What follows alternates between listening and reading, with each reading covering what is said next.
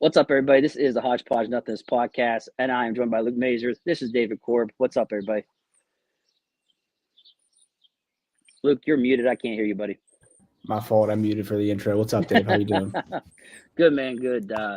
Been busy putting together patio furniture, so I haven't got a chance to really get to watch much of the Pie game tonight. Currently, they lead 1-0.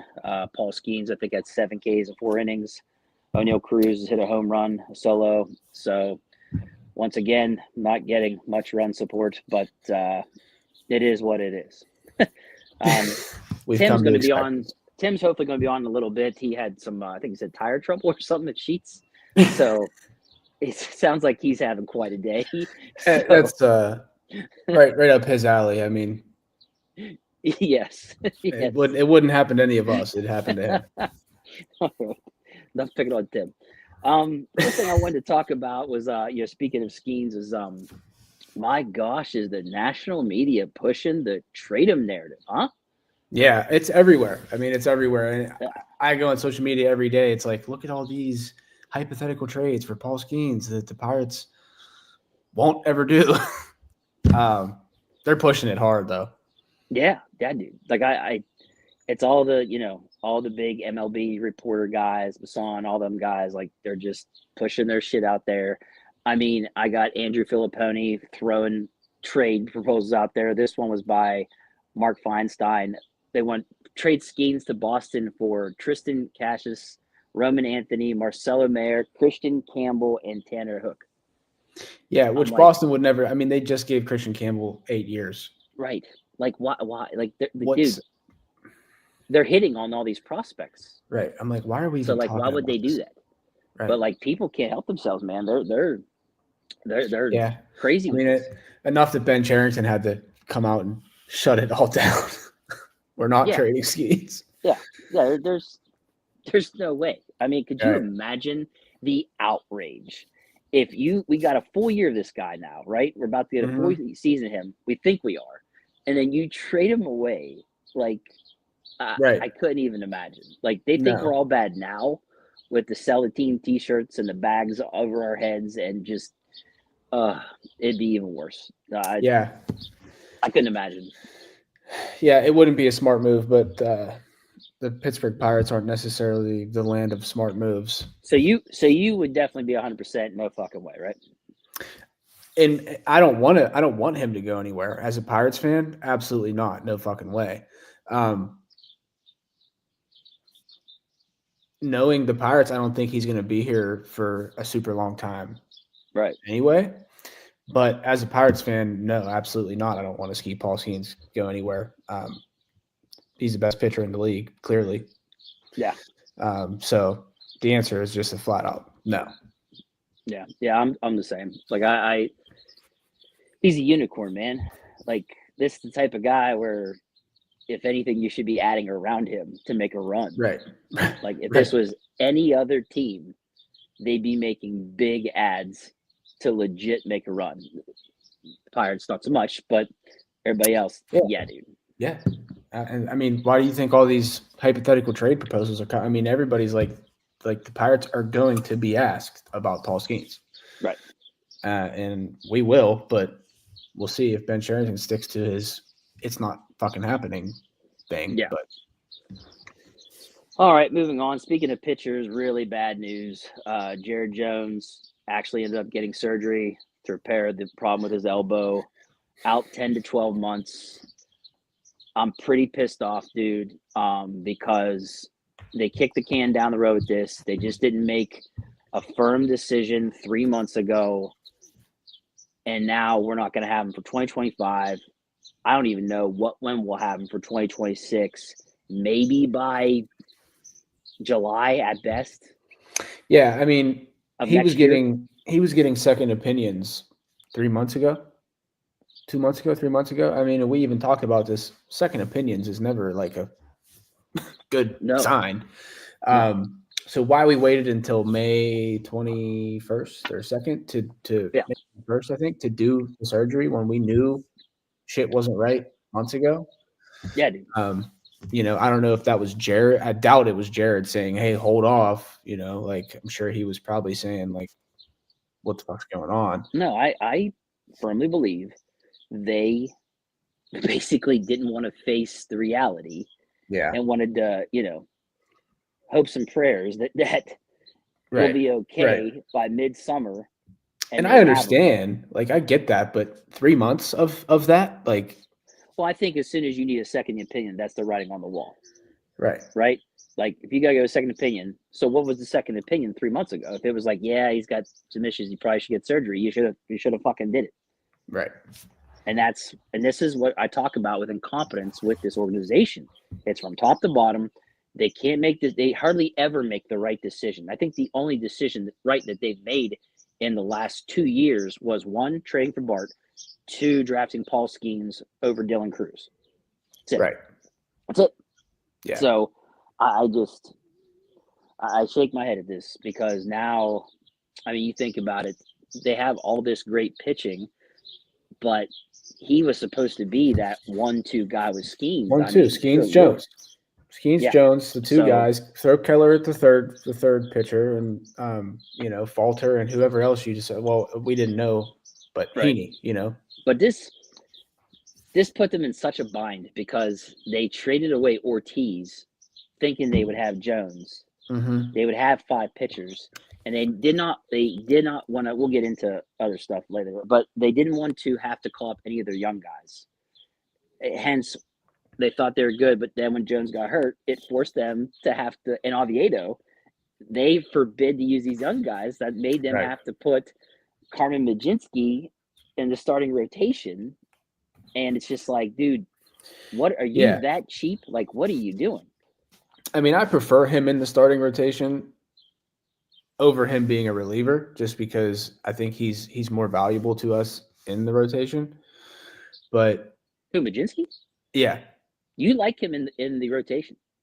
I just think he's looking at everything and what we have. I like him in the rotation. I would like more Bubba Chandler being put in the rotation and Mlodzinski being a reliever, but I know that's not the case right now. So I just mean as what we are using right now. I don't hate him in the rotation. There's better options that we need to call up. I think a month ago, maybe not even, maybe 45 days ago, I'm trying to think of the math here, back when they were still, I guess you want to say, in the mix or still in the beginning, I think that he automatically should have been in the rotation, Chandler, and Mlodzinski should have been in the bullpen.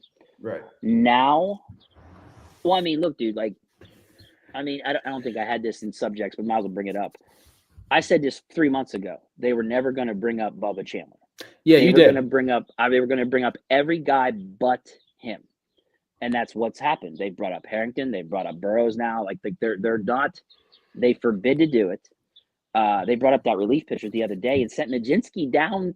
I was like, what are we doing here? Why did Mlodzinski not go to the bullpen the other day? Like, so it's – they forbid to do certain things because they know that he's the golden goose, Chandler I'm talking about, and they're gonna wait to have that extra year of control, which they should have cleared by now. Now the Super 2 in June, they're gonna make sure that they have cleared that. Of course, my neighbor's starting up his race car down the road while I'm trying to talk. Can you hear it real bad? Not really. No, you're good.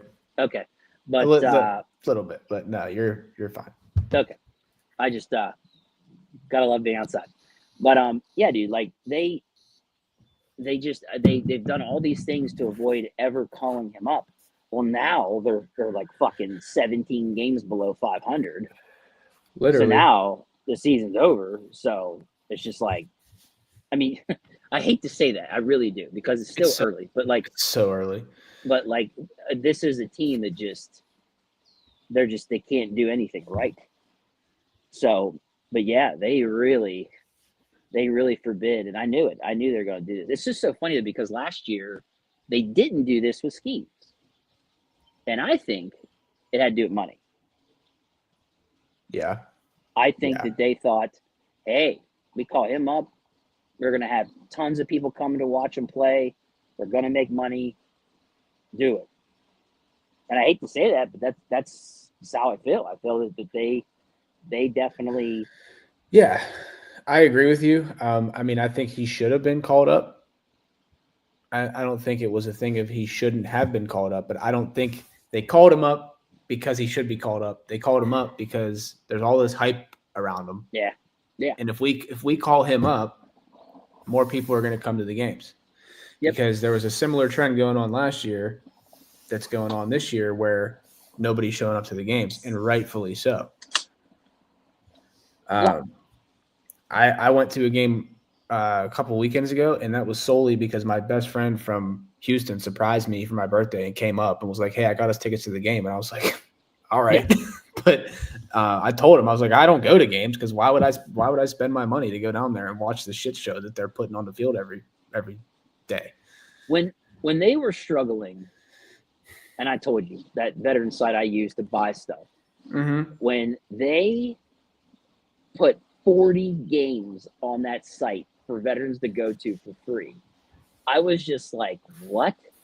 You've never done this. Like, we're talking 6-7 games at most. Wow. Right, and the Phillies had one game. Right. One. That was my point. My point in that whole thing was that, okay, if you think every team does this, Philly's got one game. Like, that's a big difference. And, dude, that's when I knew that they knew they were cooked. People were not going to come. And now they're just trying to make money off concessions. And I don't know if it had to do with, you losing Gonzalez and losing Jones and Horwitz not ready. And I don't know. But, man, some of the business decisions were fucking made to make sure that, hey, we got to do whatever we can to make money and profit anything this season. That report comes out. That report comes out, dude, that they're losing money, or like they had to get a loan from DK Sports. Dude, I was just like, good Lord, they are. Yeah, no, they're in shambles. They're in shambles. I mean, I made this point. We I think last week when we talked, we had a hot start last year and still managed to fuck it up. Yeah. And look where we're at now. Yeah. It's going to be so – I think it's going to – by the time the season ends, I mean, it's going to be bad. Oh, dude. Yeah. It's tough. It's tough not to dwell on this stuff. It's tough to – I mean, if you're coming to this podcast to hear positive, good luck. Because what the fuck is there to be positive about? I mean, let's be honest here. Yeah, I hope everybody that comes to this podcast as a Pirates fan or enthusiast has accurate expectations, because there's not much. There's not much good to talk about. If you're looking for hugs and rainbows, don't watch. Not watch. No. But anyways, it's been a while since we've done a pod. I'm sorry, buddy. I've been extremely busy with baseball.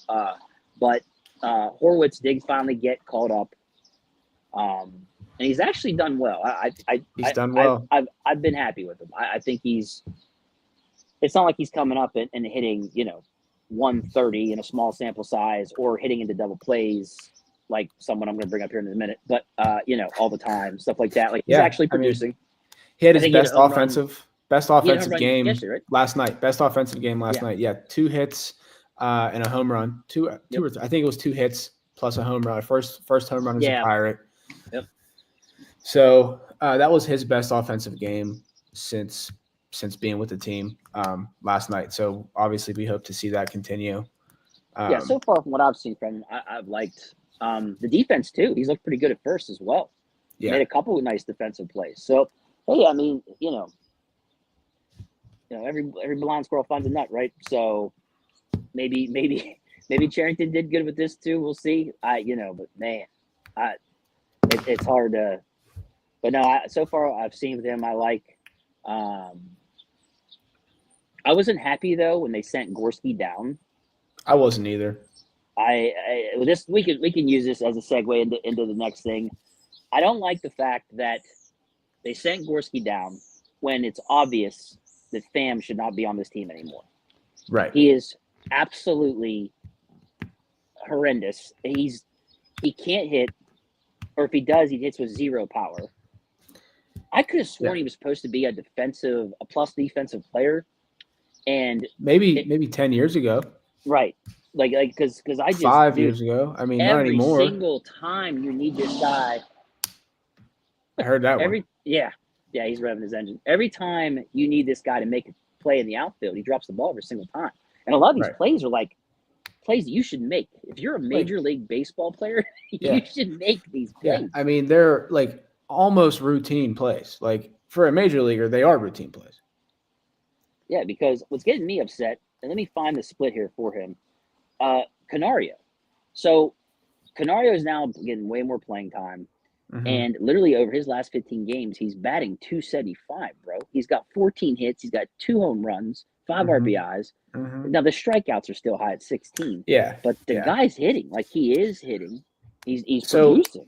The game I went to was the Braves series, one of the Braves game, a Friday night game. And he hit a solo home run that night. And he came up, and I told my boy, I'm like, I was making, like, not like, just funny shit talk. I'm like, here comes another fly out, and he hits one out of the park, and my boy's like, no, that's gone. I'm like, yeah, no, it's gone.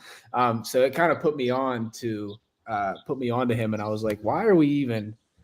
And granted, 2 home runs. I mean, it's not like the guy has crazy power, but he's batting .275. He's making more plays than Pham in the outfield.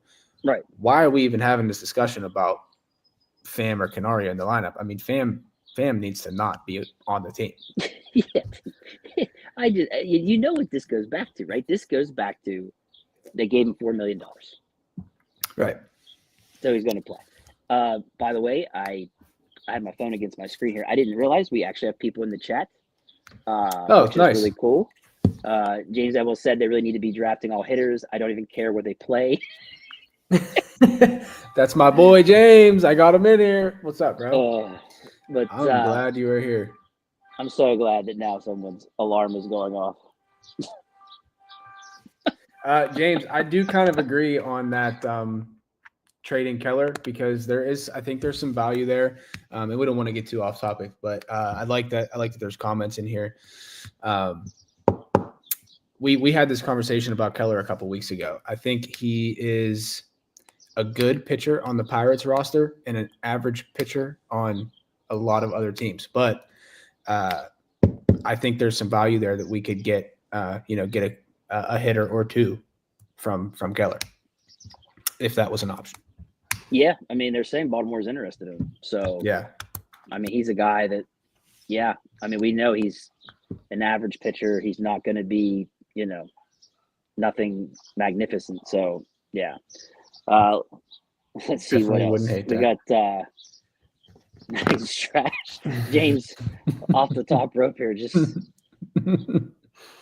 oh geez, Bob Quinn. He put trade Skeets to the Steelers. All right, Bob. All right. I seen him tossing that pigskin around in the outfield pregame. Yeah. And then we got old Steelers Sanctuary cat here. Not too late to be a Red Sox fan. That's Dave Ribeiro. That's the main guy with us on the Steelers podcast. Yeah, he's a Red Sox fan because he's from up there in Massachusetts. From Boston. So, yeah, not everybody's perfect. It's okay. That's right. But pushing that. He's been on my case now for like 3 years to convert to a Red Sox fan, and I'm just like, absolutely fucking not. No way.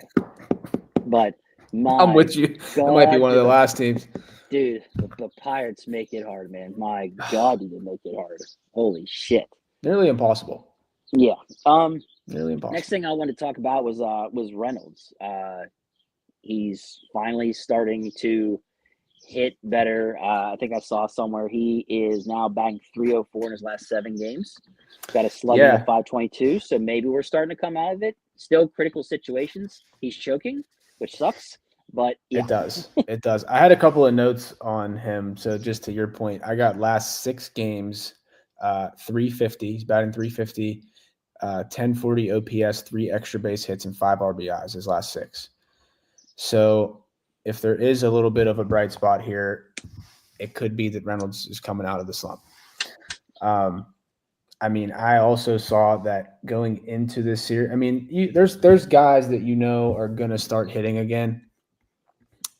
Everybody goes into slump. It's Major League Baseball, but there's guys like, hey, he's going to come out of this. He's going to come out of this. James Edwell said he already switched to the Padres already. Yeah, he said that a minute ago. I ignored that.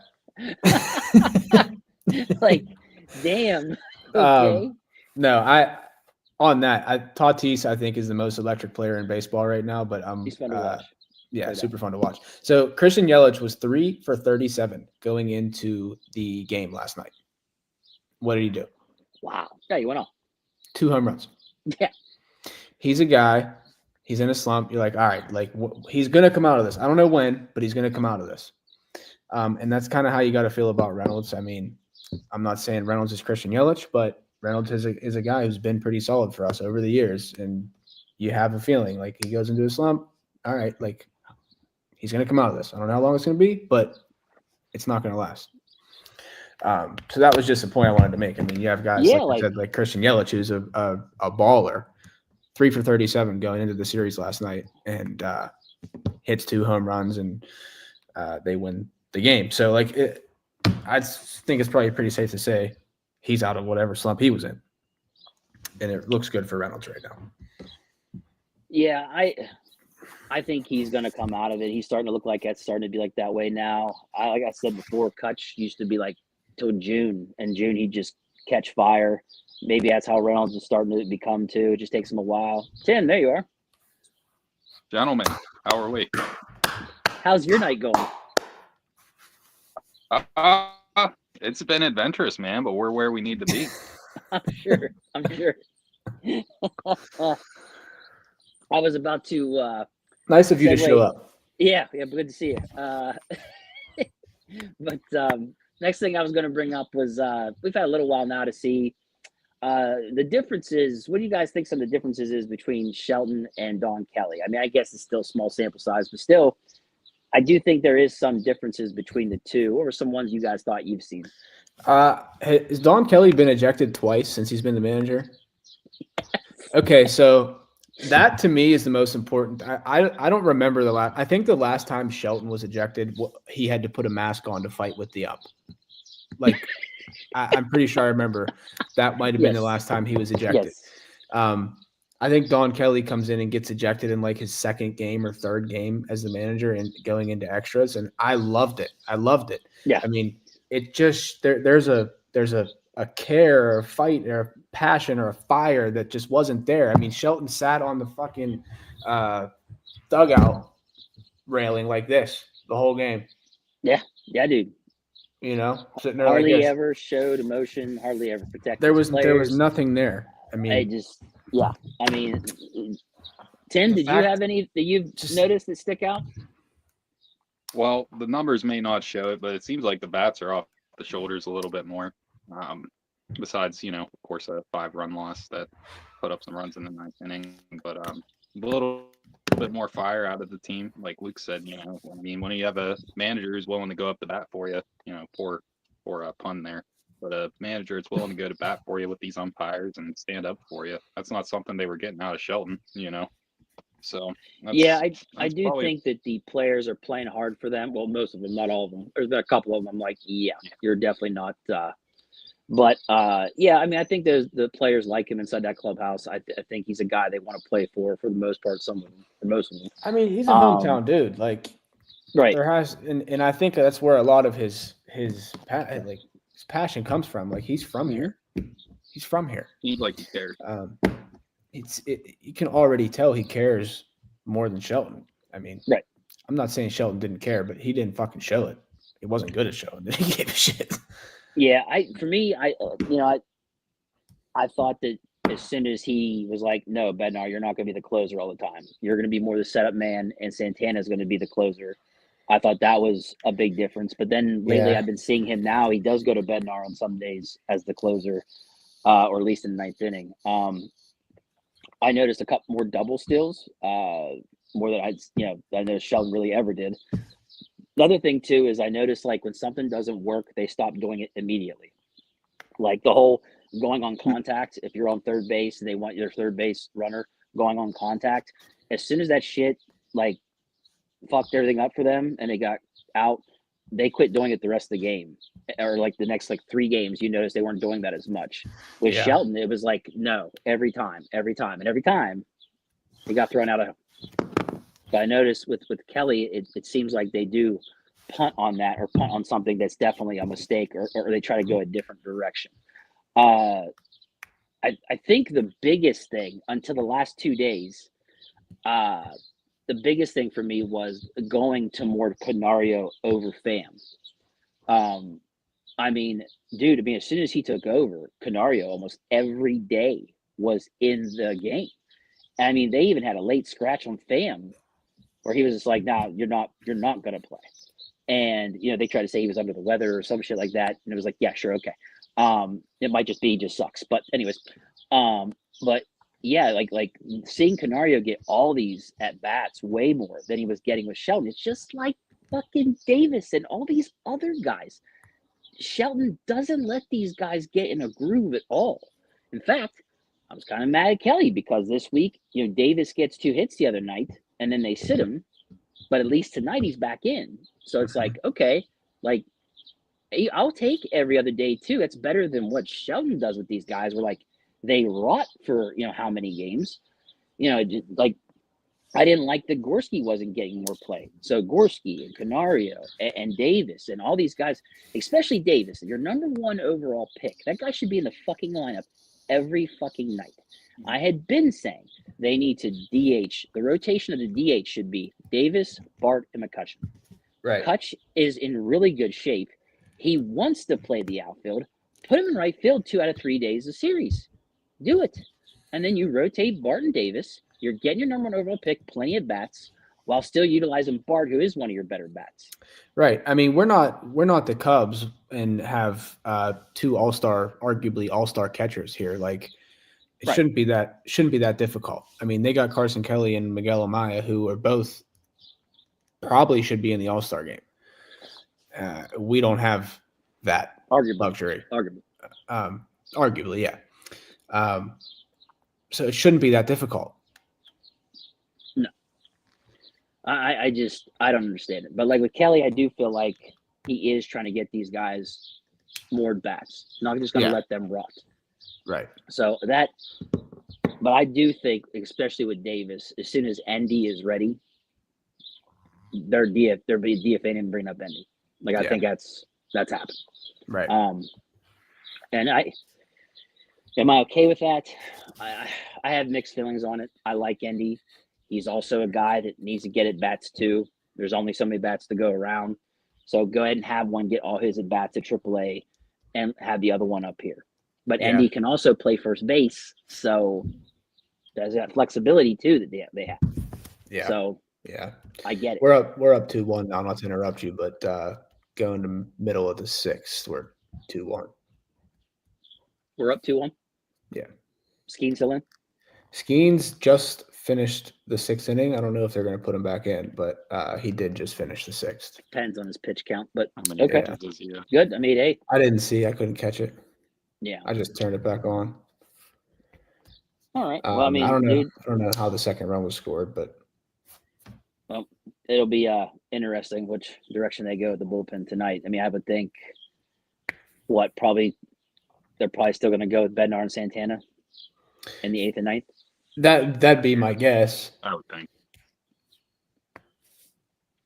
Okay. Well, we'll see how it goes. Next thing I wanted to talk about was, and this is everything we've talked about from the beginning of this podcast to now. The main person you could argue is responsible for a lot of these mistakes is Ben Cherington. And you have to ask yourself, do I really want this guy to be here for this draft coming up soon? Do I really want this to be the guy that makes the moves at the trade deadline come middle of the summer? I mean, what do you guys think? Yeah, I don't, but go ahead. No, all I have to say about that is it's you can go, Tim, if you want. Tim, go ahead. Yeah. I was having connection issues too. But the whole thing with Sherrington is, man, he's been doing this for what, a couple years now, and we're just seeing the same thing over and over again.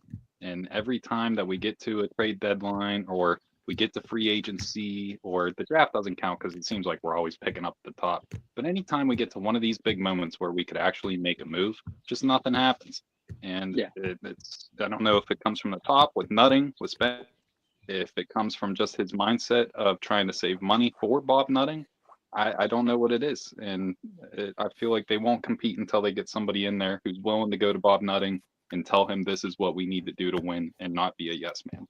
And we're not going to get that with Sherrington. Yep, I agree. 100%. Draft definitely does not count when you have Paul Skeens available to take. That doesn't take a rocket scientist to say, hey, we want him. So I'm not really giving him much credit for that pick because who wouldn't have done that? But I fully agree that anytime there's ever been an opportunity for a move to be made, nothing ever happens. And again, who knows? Is it Nutting coming down saying, hey, we're not doing this? I'm not spending the money on that? Or is it Sherrington behind the curtain saying, well, I know Bob doesn't want to do that? Like I don't think that it is beneficial to us at all to have Ben Sherrington making those decisions anymore. Yeah, I think I was done with him as soon as we added Pham and Frazier. I feel like for me that was basically the last straw. I was like, okay, you've now made it obvious that you're not going to add a legit outfielder. You're not going to add a legit first baseman to fill the hole or to platoon with Horwitz. You're not going to add, a middle infielder that could be strong off the bench. There were certain things they could have done that would have definitely put this team to compete. And they didn't do it. They did the same Pirate shit they've been doing for years. Mm-hmm. They wait till the very last second, add a guy that's going to be cheap because he wants to get with the team. And it's like, dude, I thought 6 years ago that this would not be Cherington when we got to this moment. When we got to year 5, year 6, I thought, oh my gosh, this will be when Cherington actually adds some legit bats to not match the pitching on paper, not to match Skeens, to match Skeens, Jones, but I thought he would add something legit enough to put us over the top. And it was nothing. Nothing. But Pham and Frazier, that's when I knew, dude, this is cooked. Heaney was a good pickup, but what else is there? That's what I'm saying. Like, you can't go 1 for pitching. 20. Yeah, right. Like I get it. Pitching, if you got good pitching, you should be able to do something. But you have to be able to have average hitting at least. You have to have average. Dude, I remember 3 years ago when we made fun of Austin Hedges for having a 170 batting average. And here I am, 2-3 years later, we've got 5 guys in the lineup with a 1-something batting average. Like, in year 6, like, what is going on? Like, but to me, that was my last straw with him. Rainey's warming up, by the way. What's that? Rainey's warming up in the bullpen right now.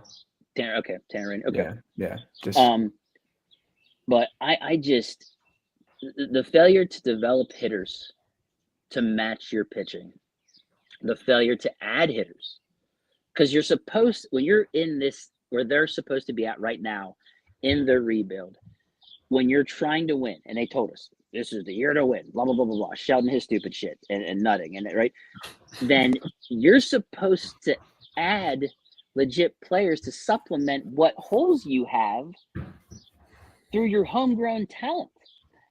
And they didn't do it. They can't look at me with a straight face and tell me they honestly believe that Pham and Frazier were your legit bats to supplement the holes on this team. No, I dare them to do it. Look at me and tell me that with a straight face. Look like there's just no way. And so when that happened, that's when I was like, okay, I'm done with this guy.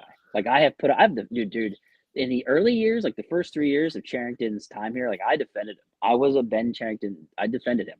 I thought his drafts were legit good. And And look, there's still time to salvage the one where they took Henry Davis, Bubba Chandler, Ronnie White Jr. Out of Penn State. They got him to pull him from Penn State. Him.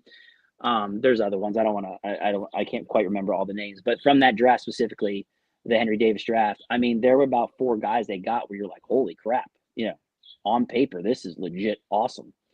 But dude, like, just look at it now. We got Bubba Chandler out of that group. Henry Davis has struggled. They don't know how to handle Henry Davis right. You're the manager. You forbid to get rid of the manager who was the worst manager in the league, hands down. He should have been fired after last season, and they didn't do it. They just kept chugging along with the worst manager in baseball. Mm-hmm. So it's just frustrating. And then I don't want him near another draft. I don't want him near another trade deadline. I wish they would send him packing, but I don't know. He's selling his house, so maybe there's a chance. So we'll see. Yeah, but I heard that was just the move closer to the city. What's that? Heard that was just the move closer to the city. No, that was just us being dickheads and bullshitting. Yeah, because why would you? Who wants to live in a mansion out near away from everybody when you can live right in the city and put up with all that shit? Like, dude, as soon as I heard that, I was like, yeah, right. Shut the fuck up. You ain't. I don't believe it for a second. Right. Does he want to live there at PNC? Like, yeah, he's gonna put a bed in bleachers, the bleacher seats, press box. He's gonna sleep in the press box. One last thing I wanted to bring up before we go was the fact that the Pirates failed to break the record for most games not scoring over 4 runs. I kind of wish we did it. I mean, I know. At the point that we were at, I kind of wish we would have done it. Like, why not? So what was it? One more game? So listen. This is 2 and it wasn't broken. Yeah. So let me read this. The Pirates did not break the MLB record for consecutive games scoring 4 runs or fewer. They tied the record with 26 games, which is the same as the 1906 Boston Nationals. This hasn't happened. Okay, I'm sorry. There's other ones. The 1918 Boston Braves, the 1931 Boston Braves, and the 1969 California Angels. Yeah. I was going to say far back you got to go. 69 was the last time. Dude, I mean, just think about that. That's how far back you got to go for a team. Century. Because here's what people don't factor into this. We're talking about back when the baseball bats were about 40 inches long, probably weighed like the bat speed was probably way different back then. Everything was different back then. You know what I'm saying? Like, I can't even imagine the difficulty. Fastball was 86 miles an hour back. Right. Like, that was a good fastball. There's so many factors, but you were so bad that you were, well, I mean, the 1969 California Angels, but besides that, 1930s, 1918, and 1906, like that is, that's legendary bad. No, literally legendary bad. Those dudes were like, I'm trying to think in 1908 and like those dudes were like climbing and building skyscrapers with no harness and then climbing down going to play baseball. Like that's who the Boston Nationals were. Yeah, dude. Yeah. Like homie was carrying iron up a ladder and then going to play 9 innings down at the local municipal field. Like they were probably throwing a couple back and then going out and playing baseball, right? Like that's to me that's right. So I mean, it's almost like, you know what, you were this bad. Us Pirate fans deserve to have this record. Like no, but of course they let it not happen and then lose anyways. Like that's the most piratey thing they could ever do. Those are the dudes. Figure out a way to not break it. Those are the dudes who were pitching to Babe Ruth and let him hit all those home runs, bunch of like off of 66 mile an hour fastballs, and now Babe Ruth the greatest of all time. I don't ever want to hear that. Babe Ruth's a fraud. Yeah. Oh, that's a whole nother subject. Like, but yeah, dude, I just don't get me started. Fucking Ruth. But yeah, But yeah, dude, it's so sad. It's sad that this is what it's come to in year 6 again. Like I mean, I remember we thought Andy Haynes was the problem with the hitting. Yeah, I mean, there's no. Who knows when this shit's gonna change? I mean, there's no sign of it slowing, of us slowing down anytime soon. No, I mean, I'll say I think they've done a little better under Kelly record wise. I think. Well, yeah, but we were in such a hole when he showed up. Right. That now it's hard to get out of. Yeah, but is there even a blueprint this team can take? Has anybody even came out of this bad 30 years of just nothingness? There's no blueprint to come out of that. Do you mean as an organization? Dusty Baker couldn't get us out of this fucking hole, dude. Yeah. Well, I mean, look, they were supposed to try to. Well, they were supposed to try to be the Rays, right? Great. Oh God. Scouting, great pitching, great, that thing, but they keep hiring incompetent people. Oh my God, I'm sorry. Yeah, no, I'm watching the game day. I see that he gave up a single. He just gave up another single, and Canario just tried to throw him out at third, and IKF cut it off, or attempted to cut it off. And it wasn't a good throw. It was not a good throw. All right, guys. I guess it's time to get off here and let everybody go back to watching the game since it is a game. You guys got anything else? I'm good. No, I feel like I bitched enough today. Yeah. I think it was a good 40-minute bitch session. Tim, what about you? He's lagging. I love when he's just staring at the screen. Yeah, he's just staring at the screen. Yeah. All right. Well, I guess you're trying to wait for you guys to catch up. Okay. We're trying to wait for you to catch up. Yeah. Well, all right. Well, I'm good. So, hey, everybody, thanks for watching. Appreciate it. I know it's in the middle of the Pirate game, but with my schedule with my son's baseball, it's just so hard to find a time for all of us to get together and talk. Yeah. I have no idea the next time we're going to do this. We are going to give it our best shot within the next week. Try to. But until then, I'll see you next time. See you guys. Peace. Is that all? No. Wait a minute. The fuck? Why would you do that? Maybe we should think about this. You are without doubt the worst pirate I've ever heard of. But you have heard of me.